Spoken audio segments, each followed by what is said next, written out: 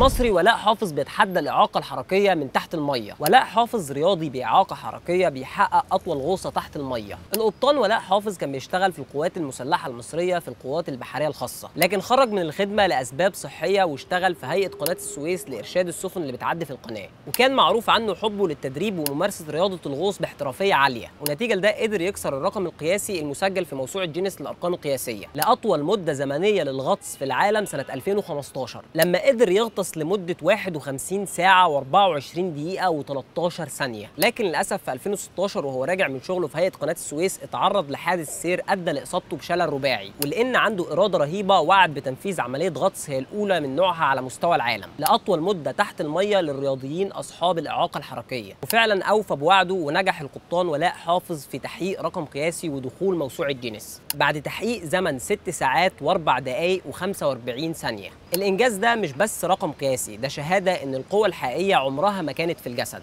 القوة الحقيقية هي الإرادة اللي تخليك تقدر تعمل أي حاجة.